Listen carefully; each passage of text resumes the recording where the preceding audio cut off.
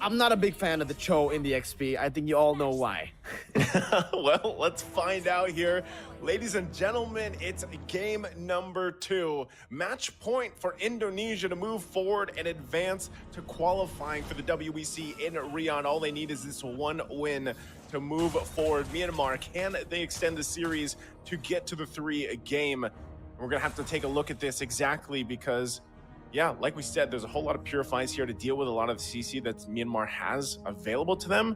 And look at this, already early rotations happening here for Juno. But, you know, one thing too, I'm not sure if anyone's going to get a kill with this early on with this lineup, but with Ruby DD running, like you said, this kind of new Cho, having that passive, I think it's like 180% is what you get with that bonus attack. But then you have a concussive blast. So I'm wondering how the lineup or how the matchup with even going against a Trizla performs in terms of like the numbers and being able to stay, or is it just purely I'm going to go and try to get some pickoffs, you know, because right now they're just duking it out. And you can see Lutby also went up with the Brave Smite. So once he goes with War Axe, most likely he'll be able to just kind of stay in the lane as long as he wants to. So on mid lane, still Albert trying to find early pickoffs, but I just don't think it's going to happen here until these level 4s, especially that Turtle still 30 seconds away. But look at this, Ken fighting for his own XP, and Albert will go ahead and just continue on with this.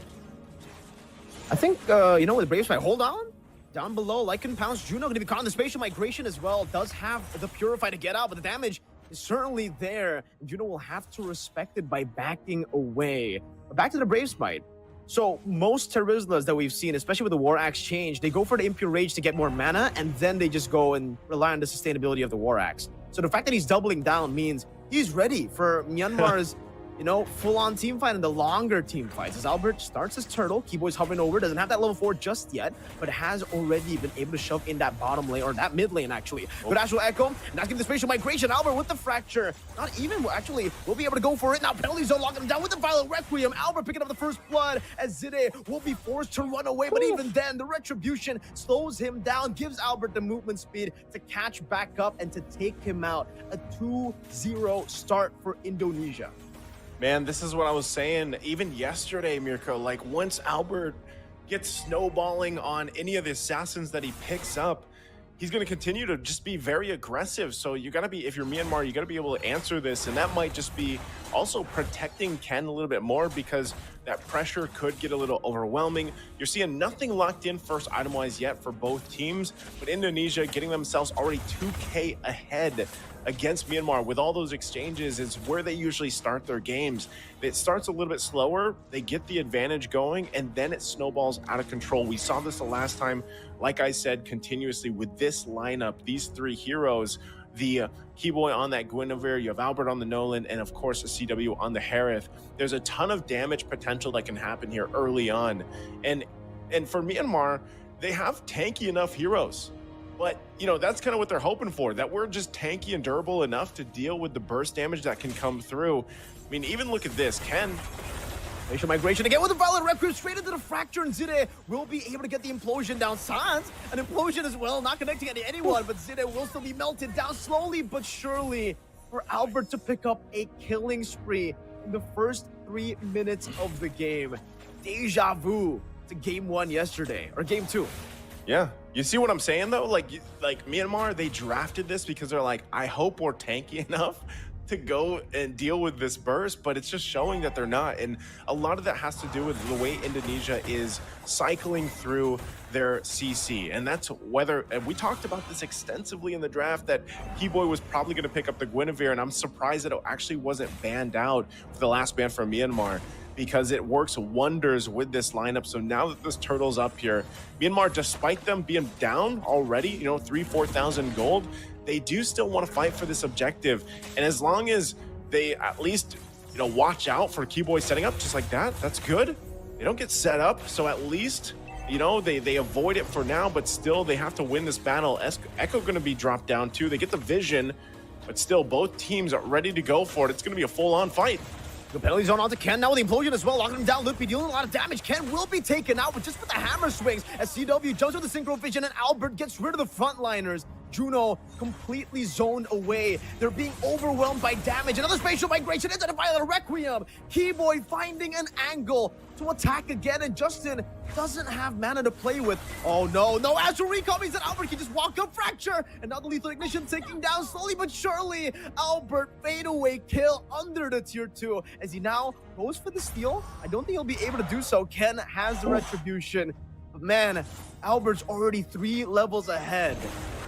Oh, awesome. We're going to take a look at this replay here on how this kind of unfolded. And like I was saying, you know, Myanmar, I'm surprised they really do want to go and fight for this because, wow, that's all in reverse, by the way. So it's all in reverse, I think. But Dynamics, bro. The dynamics. But, you know, as we saw that unfold, it was Myanmar just choosing to fight for that. And honestly, it didn't work out for them the way they wanted it to. And Albert also, with that whole exchange, now picks up the Sky Piercer. And look at Kiboy. Like, this is just how confident Kiboy is with this Guinevere. Given the information, he's the walking ward. Facial migration only onto the orange buff. Albert decides to just take it away from Ken. Being 4 levels ahead, it does, you know, look quite easy to go for these steals. But man, the fact that he was... What is up with Albert on the Assassins? It just... Do you remember last game? You know, he played the Baksha. It looked like, okay, he's good. But on the Assassins, it's a different level entirely. Ruby DD. Kudo, I don't think you can really even go for this. Lupi going to be able to out-damage Ruby DD. And that's right, Kiboy! Again with the Violet Requiem, locking Justin up as Lupi goes in for the hammer swing. And Kiboy gets out. Albert with Fracture now. CW goes over to the spot for sanz again with the Implosion Steal to corral them together for that collapse. 11-0. And now it's going to be Ruby DD who gets slain by CW. My goodness, just like yesterday. The same thing is happening with this lineup that just has a few changes, but what the heck? Indonesia just pulling forward again. Myanmar, you guys have to understand, Myanmar was basically undefeated in the group stage. They just dominated time and time again, and now Indonesia, even though they lost in the group stage, at this point, it looks like they are playing perfectly with this lineup, with this composition of heroes even. And Albert, yet to be killed, yet to be stopped, picks up a Malefic Roar. I don't even know what Myanmar can do at this point. They have to somehow, some way, allow Juno to get online. And this is exactly why I say, man, I don't like Roger in the gold lane. I'd rather have him in the jungle because it's just so difficult for him to farm up at this point to get the space that he needs to work with.